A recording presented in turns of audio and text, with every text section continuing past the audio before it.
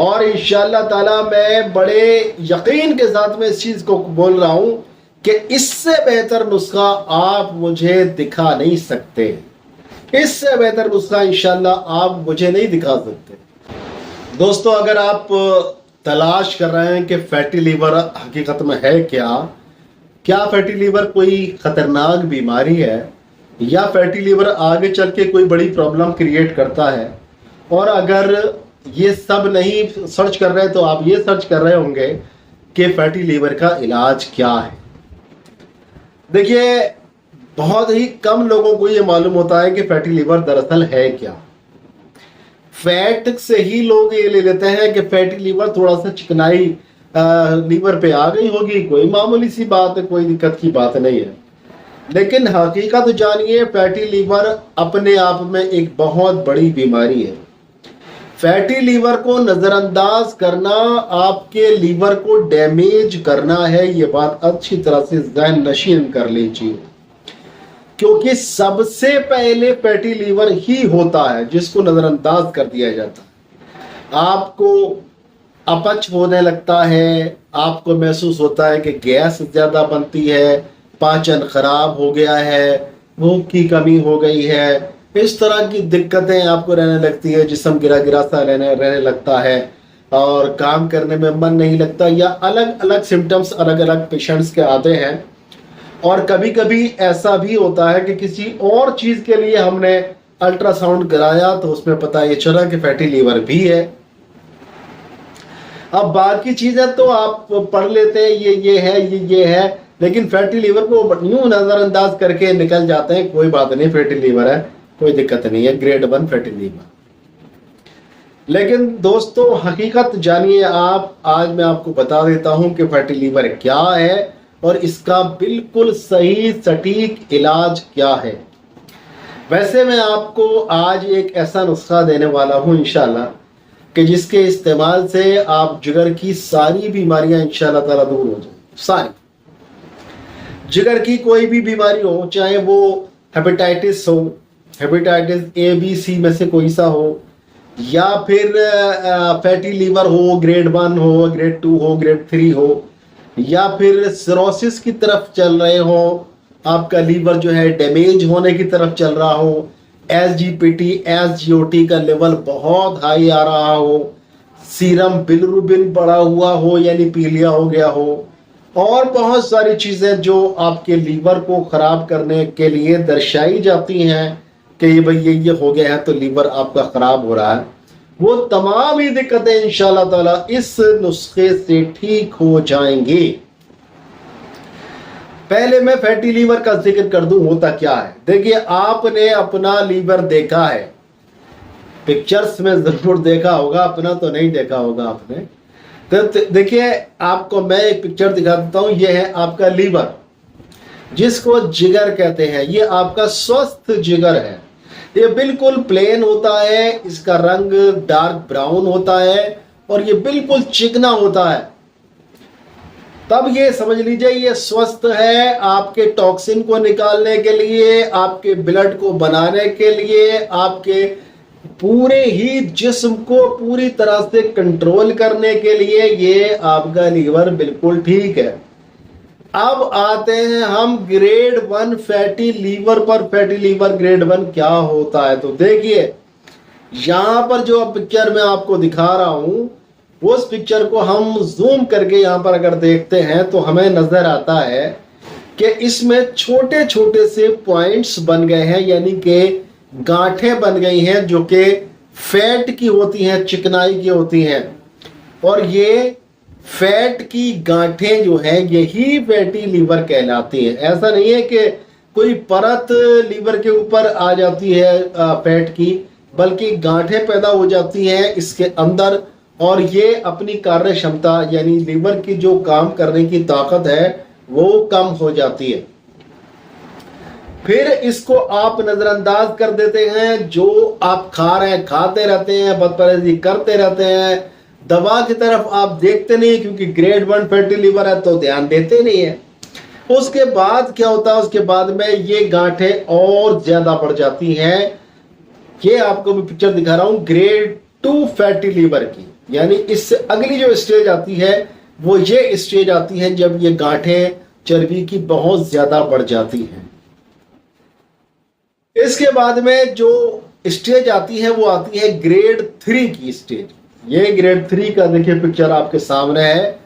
ये लीवर के अंदर बहुत सारी ऐसी गांठें हो जाती हैं कि लीवर का फंक्शन पूरी तरह से बाधित हो जाता है और लीवर काम नहीं कर पाता। फिर जो लीवर के अंदर एक काम करने की क्षमता होती है, उसके जो टिश्यूज काम करते हैं, फिर वो काम नहीं कर पाते, वो जकड़ के रह जाते हैं। उन चर्बी की गांठों के अंदर वो जकड़ के रह जाते हैं, फिर वो काम नहीं कर पाते। उसके बाद में फाइब्रोसिस हो जाता है, लीवर फाइब्रोसिस हो जाता है और यही प्रक्रिया फिर आगे चलती रहती है। फिर लीवर सिरोसिस हो जाता है। लीवर सिरोसिस हो जाता है और फिर लोग ये कहते थे लो जी इसका कोई इलाज ही नहीं है, इसको तो यूं 2 दिन में 4 दिन में ऐसा हो जाएगा वैसा हो जाएगा। लेकिन देखिए अगर आप बड़ी किसी लीवर की बीमारी से झेल रहे हैं तब भी यह नुस्खा आपके लिए काम करेगा। लेकिन मैं आपको यह राय दूंगा कि अगर आपको खुदा ना खास्ता कोई फैटी लीवर आ रहा है, आपकी रिपोर्ट में, आपके घर वाले की किसी रिपोर्ट में फैटी लीवर आ रहा है, नजरअंदाज मत करिए, नजरअंदाज मत करिए, इसका इलाज कंप्लीट करिए। इसको इलाज करेंगे इंशाल्लाह ताला। अगर ग्रेड 1 फैटी लीवर है तो 1 आध महीने के अंदर ये आपका पूरी तरह से नॉर्मलाइज हो जाएगा, ठीक हो जाएगा। ग्रेड 2 का फैटी लीवर है तो कम से कम 2-3 महीने का टाइम लगता है और ग्रेड 3 में पहुंच गया तो फिर और ज्यादा 6 महीने का टाइम लगता है। तो समस्याओं को बढ़ाने से अच्छा है कि समस्या का पहले ही निदान हो जाए, पहले ही पता चल जाए और उसका इलाज हो जाए। इंग्लिश में एक कहावत है निप इन द बर्ड, जब कली ही निकले हटा दीजिए, मिटा दीजिए, वरना ये जो अंकुर जो फूट रहा है जिनको आप नजरअंदाज कर देते हैं वो बड़े खतरनाक साबित होते हैं। आप भी मान के चलिए घर में अगर आपको 2-4 दीमक दिखाई दे, कहीं पर 2-4 दीमक दिखाई दे तो हमें 2-4 दीमक से क्या होगा, इतना बड़ा घर है, 2-4 दीमक तो वैसे ही चलते फिरते मर जाएंगी, कोई बात नहीं, कोई दिक्कत की बात नहीं है। लेकिन आपका ये वहम कि 2-4 दीमक से कुछ नहीं होता बहुत खतरनाक साबित। यही दीमकें अपनी पैदाइश को बढ़ाती हैं, पैदावार बढ़ते बढ़ते ये आपके सारे फर्नीचर को खा जाती हैं, आपकी दीवारों को खा जाती हैं और आपको पता भी नहीं चलता। जब पता चलता है तब तक तो कहानी लुट चुकी होती है। तो दोस्तों मैं आपको यही राय दे रहा हूं कि फैटी लीवर है तो उसको आगे बढ़ने मत दीजिए, उसका ट्रीटमेंट कराइए। वैसे जो नुस्खा मैं आप दे रहा हूं आपको मैंने नोट कराया क्योंकि बड़ा नुस्खा है। देखिए इस नुस्खे को हमने जो नाम दिया है वो सफूफ जिगर 27 का नाम दिया है। सफूफ जिगर 27 कह सकते हैं इसको आप, क्योंकि हमने इसमें 27 जड़ी बूटियों को शामिल किया है। और इंशाअल्लाह ताला मैं बड़े यकीन के साथ में इस चीज को बोल रहा हूं कि इससे बेहतर नुस्खा आप मुझे दिखा नहीं सकते। इससे बेहतर नुस्खा इंशाअल्लाह आप मुझे नहीं दिखा सकते, क्योंकि ये सबसे बेस्ट नुस्खा है जो मैं आपके लिए लेकर आया हूं, मैं आपको आपके हवाले कर। बहुत ही ध्यान के साथ में सुनिए। 27 इंग्रेडिएंट्स इसके अंदर शामिल है, उनको नाम नोट कर लीजिए अच्छी तरह से, बहुत अच्छी तरह से। देखिए सबसे पहले जो इंग्रेडिएंट है वो है इसमें भूमि आंवला। भूमि आंवला ये छोटे छोटे से पौधे होते हैं, बहुत छोटे छोटे से पौधे होते हैं, जमीन के नीचे होते हैं, इनके पत्ते आंवले की तरह होते हैं, इसलिए इसको भूमि आंवला कहते हैं। देखिए मिकदार सबकी बराबर होगी, इसलिए मैं ये बताऊंगा कि 100 ग्राम है, ये 50 ग्राम है, ये फला है, ये डिमाका है, ये यूं है, ये यूं है, क्योंकि मिकदार इसकी सबकी बराबर होगी।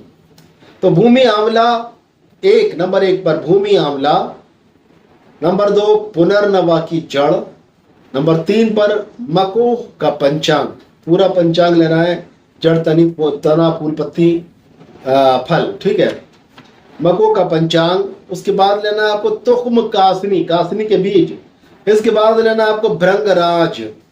फिर लेना है आपको आंवला खुश्क, ये बड़ा आंवला होता है जो आंवले का फल होता है, वो सूखा हुआ आंवला लेना है आपको। उसके बाद में लेना है आपको हरड़, बड़ी वाली हड़ लेनी है। और उसके बाद लेना है आपको बहेड़ा, ठीक है, वजन सबका बराबर रहेगा। उसके बाद में लेना है कुटकी, मैं देखिए इन तमाम जड़ी बूटियों की खुसूसियात अगर मैं बताऊं कि ये यूं काम आएगी, इसकी ये खासियत है, ये लीवर को यूं कर देती है, तो आपको 2-4-5 घंटे की वीडियो चाहिए, और मुझे भी चाहिए बनाने के लिए भैया 2-4-5 घंटे लगेंगे, लेकिन इतना टाइम मेरे पास भी नहीं है, आपके पास भी नहीं है। तो आप सुन लीजिए, मुख्तसर मैं आपको बता रहा हूँ। कुटकी ले लीजिए, उसके बाद में ले लीजिए आप गिलोय, नंबर 10 पर है गिलोय। उसके बाद में गिलोय ले लीजिए आप। उसके बाद में है 11 नंबर पर पीपली, ये छोटी पीपल होती है, छोटी पीपल। उसके बाद में 12 नंबर पर है दारचीनी। फिर है हल्दी, यही घर वाली हल्दी जो होती है, गांठ वाली हल्दी। बस पाउडर वाली हल्दी इस्तेमाल मत करना जो मार्केट में आपको मिलती है, पाउडर वाली हल्दी नहीं चलेगी, गांठ वाली हल्दी लीजिए। उसके बाद में लेना है आपको बर्ग पीपल खुश्क, यानी पीपल के पत्ते सूखे हुए, पीपल के पत्ते सूखे हुए, सुखाकर उसका वजन करना है। गीले का वजन नहीं करना, सुखाकर उसका वजन करना है, तो उनके बराबर होना चाहिए। उसके बाद में आते हैं शनाक की छाल। शनाक एक बहुत पेड़ होता है जिसकी फली तलवार की तरह लटकी होती है, बड़ा पेड़ होता है और तलवार जैसी दिखाई देती है, और इसको अरलू भी कहा जाता है। तो इसकी छाल हमें लेनी है, वही मिकदार सबकी बराबर रहेगी। उसके बाद में आपको लेनी है मूसली सियाह, मूसली सियाह, ठीक है, सियाह मूसली यानी काली मूसली। उसके बाद में लेना है आपको कुस्त शीरी, कुस्त शीरी, इसको मीठा कूट भी कहते हैं, ठीक है। उसके बाद लेना है उन्नाब विलायती, एक उन्नाब यहीं का होता है, एक उन्नाब विलायत का होता है, बाहर का होता है, ईरान वगैरह से आया हुआ होता है, तो उन्नाब विलायती। उसके बाद में लेना है आपको जीरा सियाह, एक जीरा ये होता है सफेद, जीरा सफेद जो घरेलू कामों में आता है, एक होता है जीरा सियाह जो अक्सर जवारिश कमूनी वगैरह में इस्तेमाल किया जाता है, उस जीरे की बात कर रहा हूँ मैं। जीरा सियाह ये काले रंग का जीरा होता है, बहुत ज्यादा काला नहीं होता लेकिन काला होता है। उसके बाद में आ जाते हैं बादियान, बादियान यानी सौंफ, ठीक है, सौंफ, ये भी मिकदार बराबर रहेगी। उसके बाद लेना है सौंठ, सौंठ जो है ये सूखी हुई अदरक होती है, सूखी हुई अदरक, हाँ ठीक है। उसके बाद में ले लीजिए पंखुड़ी गुलाब की, पंखुड़ी गुलाब की। उसके बाद में ले ली पंखुड़ी गुलाब। देखिए अब नुस्खा एक बड़े निजाम के साथ में ये नुस्खे को बनाया गया है, कहाँ किस तरह से लीवर को टोन अप करना है, कहाँ लीवर को हमें ठंडक देनी है, कहाँ लीवर को हमें गर्मी पहुंचानी है, कब क्या करना है, कैसे करना है, कौन सी दवा क्या करेगी, बहुत ही सोच समझ कर इस नुस्खे को फॉर्मेशन दिया गया है। तो सौंठ यहाँ पर लेनी है। उसके बाद में पंखुड़ी गुलाब की पंखुड़ियां लेनी है, सूखी हुई लेनी है, इसका भी सूखा वजन करना है। गीली पंखुड़ी आपको मिल जाए तो उसका वजन नहीं करना, सुखा के वजन करना है। इन तमाम दवाओं के बराबर बराबर ही होना चाहिए, जितना औरों का वजन है उतना ही वजन इसका भी होगा। उसके बाद में देखिए लेना है हमें ऊंट कटारा, ऊंट कटारा जिसको मिल्क थिसिल भी कहा जाता है, इसको मिल्क थिसिल कहते हैं, ठीक है, ऊंट कटारा, ऊंट कटारा लेना है। उसके बाद में लेना है आपको मुलेठी, मुलेठी को अक्सर लोग यही जानते हैं कि ये गले के लिए काम आती है, किसी की आवाज पड़ जाए तो मुलेठी दे दो बस, इसके अलावा कुछ नहीं। तो मुलेठी इसमें हमने शामिल की है, मिकदार सबकी बराबर रहेगी। उसके बाद में लिखना है किशनीज खुश्क यानी धनिया, सूखा हुआ धनिया, बीज वाला पिसा हुआ नहीं लेना है। उसके बाद में लेना है आपको अपामार्ग का पंचांग, जिसको चिरचिट्टा भी कहते हैं, अपामार्ग, ठीक है, अपामार्ग का पंचांग लेना आपको, जड़ तना फूल पत्ती फल सब कुछ। उसके बाद में ये इंग्रेडिएंट्स हो गए हमारे 26। अब जो 27वां इंग्रेडिएंट है वो है हमारा एलोवेरा का जेल। अब क्या करना है ध्यान से सुनिए, इन 26 दवाओं को बिल्कुल बारीक करके आपको पीस लेना है, कपड़ छन कर लेना है, छान लेना अच्छी तरह से, एक चीज बन जाए। इन 26 जो चीजें हैं उनको इस तरह से मिक्स करना है आपको कि ये सब एक जान हो जाए। यूनानी पेथी में कहा जाता है एक जान हो जाना। फिर ये 26 चीजें नहीं बचेंगी, एक चीज बन जाएगी मिलके, इनका एक चीज बन जाएगी। जब ये एक चीज मिला लें, आप बना लें, इसको छान लें, कूट लें, अच्छी तरह से छान लें।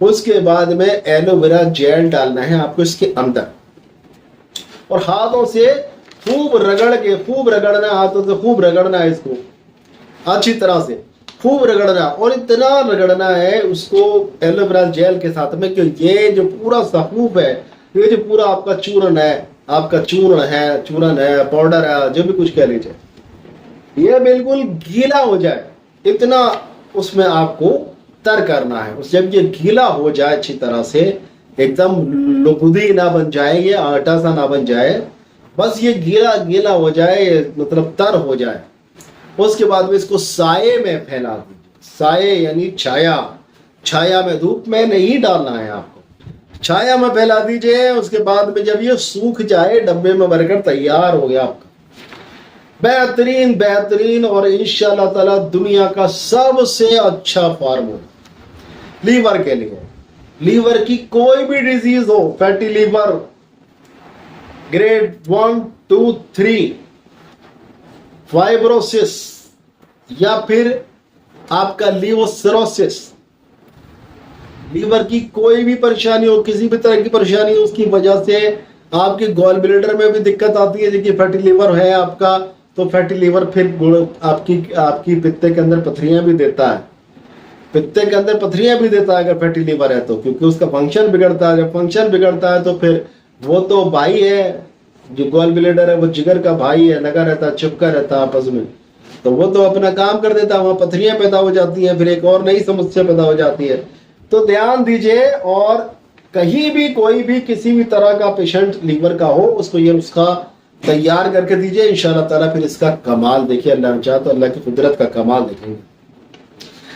तो इसको बनाइए और इस्तेमाल करिए, कराइए और फायदा उठाइए। जो लोग बना सकते हैं खुद बनाइए, और जो नहीं बना सकते, जिनको जड़ी बूटियां नहीं मिलती, असली नहीं मिलती, असली नकली का बड़ा चक्कर रहता है, पंसारी साहब धोखा देने में लगे हुए हैं, तो इस तरह की दिक्कतें पेश आ रही हैं, तो आप हमसे मंगा भी सकते हैं और इंशाअल्लाह ताला आपकी ये बीमारियां बिल्कुल दूर हो जाए। दोस्तों आज के लिए इतना ही, फिर मिलेंगे इंशाअल्लाह ताला किसी बीमारी का बहुत ही अच्छा सा इलाज लेकर। तब तक के लिए अपने भाई डॉक्टर अतर शेरवानी को इजाजत दें। अस्सलाम।